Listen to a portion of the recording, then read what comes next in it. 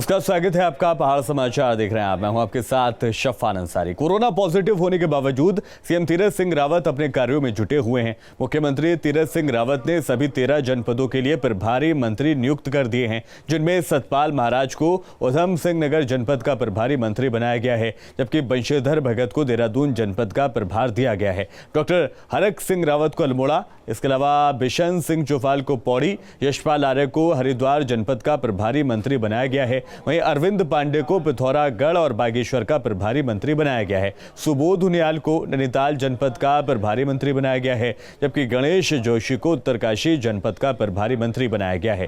Doctor Dhan Singh Rawat को चमोली और रुद्रप्रयाग का प्रभारी मंत्री बनाया गया है। रेखा आर्य को चंपावत, स्वामी यतीश्वरानंद को टिहरी के प्रभारी उनको बनाया गया है।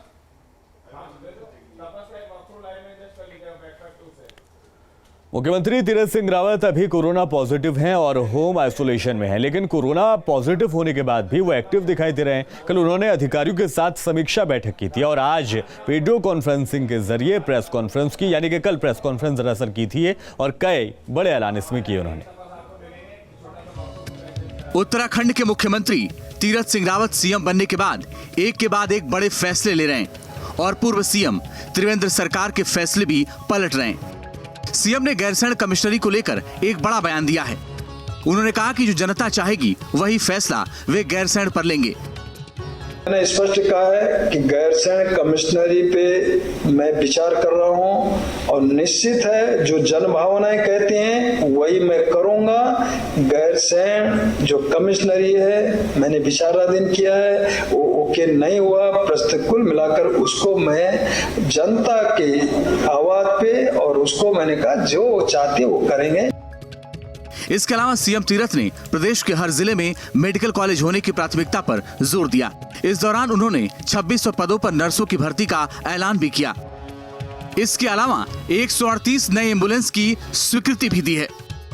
हमको प्रदेश के अंदर जिस प्रकार का आगे और इसको दूर दराज गांव तक ठीक स्थिति में हो, आम आदमी परेशान न हो, वहीं उसको सुविधाएं मिले स्वास्थ्य की, तो उसके लिए पहला काम तो यह है कि 138 जो 108 हमारी एम्बुलेंस थी और उसको हमने बढ़ाया 138 मेडिकल कॉलेज। ये भारत सरकार का है कि हर डिस्ट्रिक्ट में एक मेडिकल कॉलेज होना।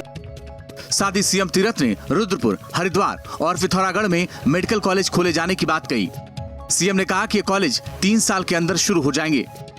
रुद्रपुर का कल ही मैंने परसों जाकर के 50 करोड़ रुपया अवमुक्त कर दिया है, जो चालू हो जाएगा। अभी मैंने कल जो मीटिंग मेरी रही स्वास्थ्य विभाग की दृष्टि से, ये तीनों मेडिकल कॉलेज 3 साल के अंदर ये तैयार हो जाएंगे, जिनमें पूरी तरह से डॉक्टर, सब तरह नर्सें या अन्य सारी मशीनें, सब चीजें प्रक्रिया में शुरुआत में आ जाएंगी। सीएम ने कुंभ को भव्य और दिव्य बनाने पर जोर दिया। इसके अलावा लोगों से कोरोना गाइडलाइन का पालन करने की भी अपील की। हमें जो भारत सरकार का गाइडलाइन है उसका 100% पालन करना है। ये मैंने तब भी कहा था, अभी भी कह रहा हूँ। मास्क लगाना है, सैनिटाइज का प्रयोग करना है और इसके लिए हमने जो बॉर्डर है, आपका देहरादून की तरफ से जाएंगे तो रायवल उधर, आपका बिजनौर की तरफ से आएंगे तो उधर की तरफ आपका श्यामपुर आदि, इधर भाद्राबाद नीचे की तरफ से आएंगे दिल्ली तो भाद्राबाद की तरफ, ऐसे सभी जगह हमने ये सेंटर बना दिए हैं और इन सेंटरों में पर्याप्त मात्रा में सैनिटाइज होगा। फिलहाल अब देखना है कि सीएम तीरथ ने जो घोषणाएं की हैं वो धरातल पर कब तक दिखाई देती हैं। Surendra Dasila, News State, Dehradun. और बीजेपी के प्रदेश प्रभारी दुष्यंत कुमार गौतम का साफ कहना है कि पूर्व मुख्यमंत्री त्रिवेंद्र सिंह रावत के लिए केंद्र चिंतित है, उनको कोई ना कोई जिम्मेदारी दी जाएगी। बीजेपी में कोई भी स्थायी गद्दी पर नहीं बैठता है, जहां जिसकी जिम्मेदारी समझी जाती है उसे भेजा जाता है। दुष्यंत कुमार गौतम का कहना है कि उन्होंने मंत्रियों के साथ भी बैठक की है, सभी मंत्री भी संतुष्ट हैं और मुख्यमंत्री भी बेहतर काम कर रहे हैं। आज 15 दिन करीब हो गए, उनके बारे में चिंता का काम केंद्रीय मंत्रिमंडल का, केंद्रीय पदाधिकारियों का है, केंद्रीय नेताओं का है। अब हमें यहाँ पर उनकी चिंता नहीं करनी चाहिए, हमारे वरिष्ठ नेता हैं। भारतीय जनता पार्टी के परिवार की पार्टी नहीं है कि वो आया तो वो बना रहेगा और जब तक बना रहेगा जब तक मरेगा नहीं, ऐसा नहीं है। हमारे यहाँ पार्टी के में हर कार्यकर्ता एक टूल का काम करता है, जिसकी जहाँ आवश्यकता पड़ेगी केंद्रीय नेतृत्व उसको इस्तेमाल कर सकता है। जैसे मैं महामंत्री हूँ आज, केंद्रीय नेतृत्व चाहेगा कहीं और इस्तेमाल क्या करूँगा, मेरे मन में किंतु परंतु आने का कोई मतलब ही नहीं है कार्यकर्ता के नाते। ऐसे ही त्रिवेंद्र रावत जी के मन में भी ऐसा नहीं है, लेकिन आप उनको कुरेद तो बार बार वो कुछ बुलवा लेते हो और वो बोल देते हैं। लेकिन उन्होंने ये नहीं कहा कि मैं नेतृत्व से नाखुश हूँ। अल्मोड़ा की सल्ट विधानसभा उपचुनाव के लिए निर्वाचन विभाग ने तैयारियां पूरी कर ली हैं। 17 अप्रैल का उपचुनाव के लिए मतदान किया जाएगा। 30 मार्च तक नामांकन की अंतिम तिथि तय की गई है। वहीं कोविड-19 को देखते हुए मतदान केंद्र पर सैनिटाइजर और ग्लव्स भी लोगों को उपलब्ध कराए जाएंगे। लिए बेसिकली हर जो वोटर है उनको फेस मास्क के साथ ही वोट करने के लिए इंस्ट्रक्शंस है। और उसके बाद जो हमारा थर्मल स्कैनिंग टेम्परेचर देखने के लिए जो मेजर काम हो रहे हैं, जहाँ पे FLC और बाकी चीज़ हो रहे हैं, वहाँ पे हम उसको यूज़ कर रहे हैं। सैनिटाइज़र हम हर पोलिंग पार्टी को दे रहे हैं। हर इलेक्टर जब अपना वोट कास्ट करेंगे वहाँ पे भी उनके लिए सैनिटाइज़र का उपलब्धता होगा। और सल्ट विधानसभा उपचुनाव के लिए बीजेपी ने अपनी रणनीति तैयार कर ली है। इसके लिए बीजेपी ने एक 6 सदस्यीय कमेटी बनाई है और कमेटी में शामिल नेताओं को उपचुनाव की जिम्मेदारी दी गई है, जिसकी जानकारी बीजेपी के प्रदेश अध्यक्ष मदन कौशिक ने दी। कमेटी में कैबिनेट मंत्री यशपाल आर्य, सांसद अजय भट्ट, राज्य मंत्री धन सिंह रावत, प्रदेश महामंत्री सुरेश भट्ट और पूर्व विधायक कैलाश वर्मा को शामिल किया गया है। वहीं जल्दी ही सल्ट विधानसभा सीट से बीजेपी अपने प्रत्याशी के नाम का ऐलान कर सकती है। कल हम लोगों ने सल्ट को लेकर एक बड़ी बैठक की है। करीब 7:30 बजे शुरू हुई थी और वो बैठक 11 बजे के लगभग तक चली है। उस बैठक में हमने जो पहले हमारी समिति थी, उस समिति के मध्य में हमने 2 नाम और बढ़ाने का निश्चय किया है। अब उसमें जो काम करने वाले लोग हैं वहाँ उसमें कैलाश शर्मा जो पूर्व विधायक रहे अल्मोड़ा के, वो भी उसमें रहेंगे।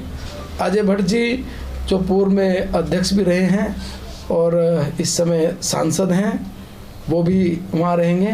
धन सिंह रावत जी उसमें रहेंगे, यशपाल आर्य जी उसमें रहेंगे, सुरेश भट्ट जी उसमें रहेंगे। तो उसमें अजय टमटा जी भी उस टीम में रहेंगे। तो अजय भट्ट जी, अजय टमटा जी और ये 6 लोग रहेंगे।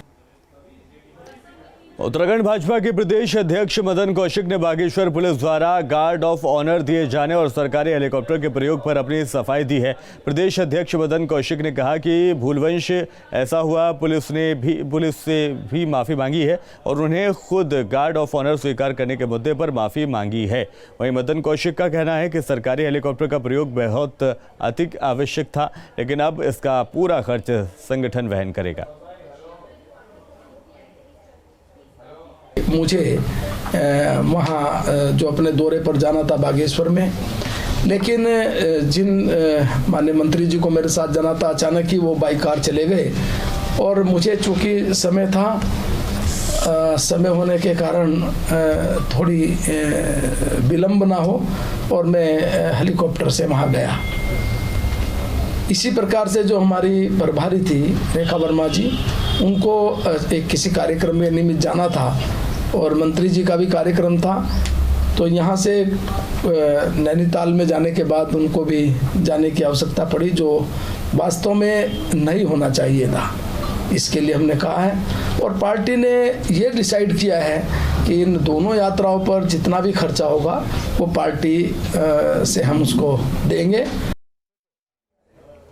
धारचूला पहुंचे पेयजल मंत्री बिशन सिंह चौफाल का बीजेपी कार्यकर्ताओं ने जोरदार स्वागत किया। इस दौरान पेयजल मंत्री ने कहा कि सीमांत का विकास तेजी से किया जा रहा है। उन्होंने वादा किया कि पानी की दिक्कत नहीं होने दी जाएगी। धारचूला पहुंचे चौफाल का ढोल नगाड़ों के साथ परंपरागत तरीके से पगड़ी पहनाकर क्षेत्र के लोगों ने उनका स्वागत किया। बिशन सिंह चौफाल ने ब्लॉक सभागार में कार्यकर्ताओं से मुलाकात भी की। चौफाल ने कार्यकर्ताओं से 2022 के विधानसभा चुनाव के लिए तैयार रहने को भी कहा। अधिकारियों के साथ बैठक में मंत्री ने सड़क पेयजल के कार्यों की समीक्षा की, जल्द से जल्द कार्य पूर्ण करने के निर्देश भी दिए। मंत्री बनने के बाद मैंने कहा कि धारचूला से करीब लोगों का आग्रह था, इसलिए यहाँ पर आया था यहाँ के कार्यकर्ताओं की समस्या सुनने के लिए। और विशेषकर जो मेरे पास जिम्मेदारी दी गई है पेयजल जल जीवन मिशन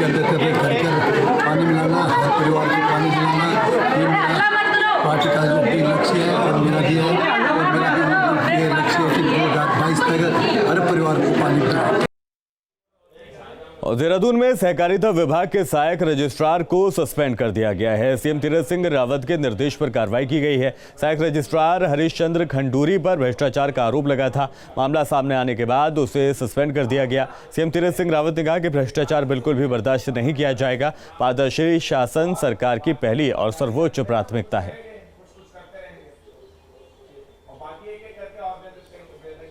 तो सहकारिता विभाग में तैनाती थी हरीश खंडूरी को अब सस्पेंड कर दिया गया है। भ्रष्टाचार के आरोप लगे थे, जिसके बाद सीएम के निर्देश पर यह कार्रवाई की गई है। और बाहर समाचार में रुक रहे हैं कुछ पलों के लिए। ब्रेक के बाद खबरों में आगे बढ़ते हैं। कुंभ मेले की तैयारियों का जायजा लेने मुख्य सचिव ओम प्रकाश ऋषिकेश पहुंचे। इस दौरान उन्होंने ऋषिकेश के लक्ष्मण झूला, लक्ष्मी नारायण स्वर्गाश्रम, गीता भवन, साधु समाज, परामार्थ निकेतन, वेद निकेतन, साहित्य अन्य स्थलों का निरीक्षण कर अधिकारियों को आवश्यक दिशा निर्देश दिए। मुख्य सचिव ने संबंधित अधिकारियों को मेले की चाक चौबंद व्यवस्था को लेकर कार्य में तेजी लाने के निर्देश दिए। मुख्य सचिव ओम प्रकाश ने इंतजामों को बारीकी से परखने के लिए जानकारी सेतु से TRH ऋषिकेश तक पैदल निरीक्षण भी किया।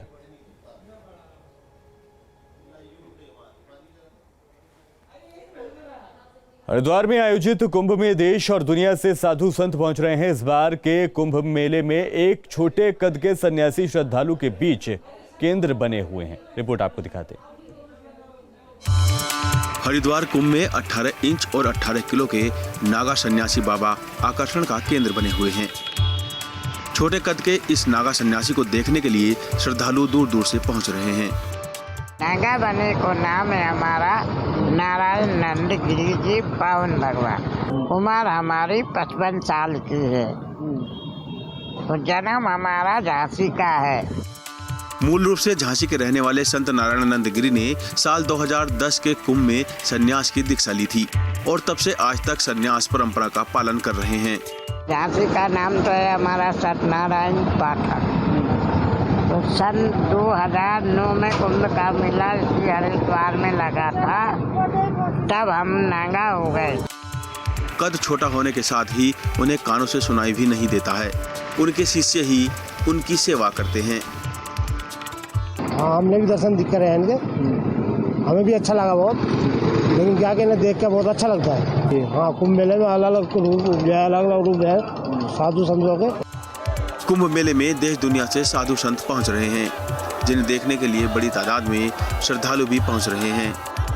तो नया कोई रूप दिखता है तो क्यूरियोसिटी बनती है, भाई कैसे ये महात्मा है, इनका लाइफस्टाइल कैसे है, उसको हम जाने। कुंभ मेला ही ऐसे एक व्यवस्था है जहां इतने सारे साधु महात्मा को एक साथ देखने का अवसर मिलता है। धर्मनगरी हरिद्वार के कुंभ में नारायण नंद गिरी सबसे छोटे नागा सन्यासी के रूप में विख्यात हो गए हैं। मगर एक वक्त वो भी था जब नारायण नंद गिरी को अपने छोटे कद के लिए लोगों के ताने सुनने पड़ते थे। हरिद्वार से आशु शर्मा के साथ टीम न्यूज स्टेट। पौड़ी के पेठाड़ी क्षेत्र में दो कंकाल मिलने से सनसनी फैल गई। दोनों नरकंकाल त्रिपाली सैण इलाके में एक गुफा से बरामद किए गए हैं। शुरुआती जांच में दोनों कंकाल युवक और युवती के बताए जा रहे हैं, जो 2 महीने पहले लापता हुए थे। लेकिन हैरानी करने की बात यह है कि दोनों की गुमशुदगी की कोई भी FIR दर्ज नहीं कराई गई थी। कपड़ों से दोनों की पहचान की गई है।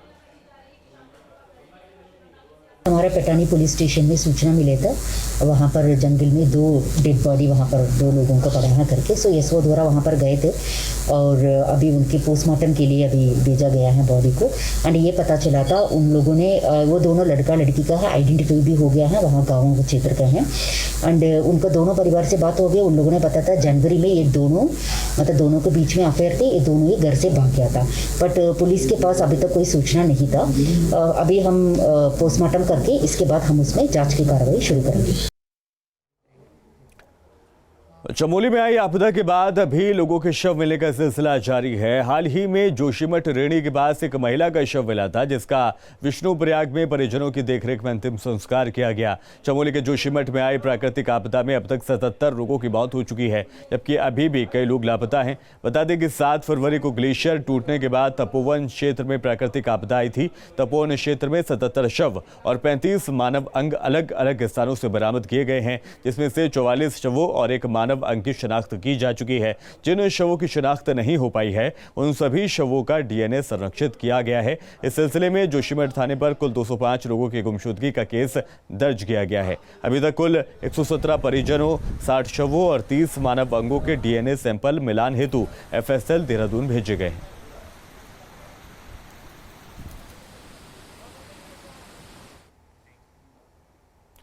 और पौड़ी पुलिस ने 20 लाख रुपए की धोखाधड़ी करने वाले एक शातिर को गिरफ्तार किया है, जिसकी तलाश पुलिस 9 महीने से कर रही थी और आखिरकार पुलिस ने मिजोरम बॉर्डर से गिरफ्तार उसको कर लिया है। बताया जा रहा है कि इस शातिर ने थलीसैंड के युवक को लंदन की कंपनी में नौकरी लगाने का झांसा देकर 20 लाख रुपए ठगे थे, जो अब गिरफ्त में आया है। उसमें एक आदमी को नौकरी देने के नाम पर है फेसबुक के माध्यम से धोखाधड़ी हुआ है 20 लाख का। जो अभी हमारा एसओ अभी फिलहाल अभी एसओ सतपुली है, वो इन्वेस्टिगेशन कर रहे थे। अभी 1 साल को ऊपर हो गया था, वो मुलजिम को नहीं पकड़ में आया था बिकॉज वो मिजोरम का था, नॉर्थ ईस्ट का था। सो अभी हम तीसरा बार हमारा टीम गए वहाँ पर, बहुत प्रयास के बाद ये अभी मुलजिम है, उसको अकाउंट में लगभग 9 लाख उसको अकाउंट में हमारा वादी का अकाउंट से गया था। सो इसको कल हमारा टीम ने वहाँ पर मिजोरम से अरेस्ट करके लेके आए। उत्तराखंड में होली के त्योहार को लेकर शासन ने नई गाइडलाइन जारी की है, जहां कोविड-19 के संक्रमण और बचाव के लिए गाइडलाइन जारी की गई है, जिसके मुताबिक होलिका दहन में 50 व्यक्तियों की ही अनुमति होगी, जबकि होली मिलन में अधिकतम 100 व्यक्तियों को खेलने की अनुमति होगी। बता दें कि उत्तराखंड में कोरोना का कहर लगातार बढ़ रहा है। पिछले 24 घंटे में कोरोना के 186 नए केस आए हैं। हरिद्वार में 58, देहरादून में 65 नए केस सामने आए हैं, जबकि नैनीताल की बात की जाए तो यहाँ पर 14, चमोली में 5 नए मामलों ने चिंता को बढ़ा दिया है।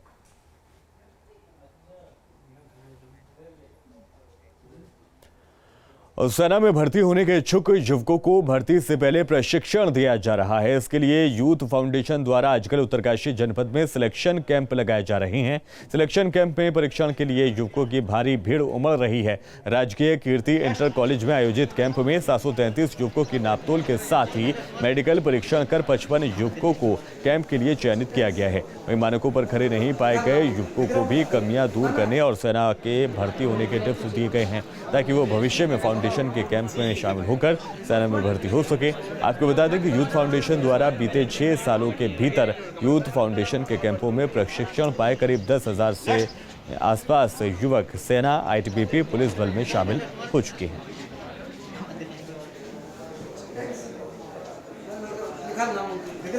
और इसी खबर के साथ भारत समाचार में अभी के लिए इतना ही।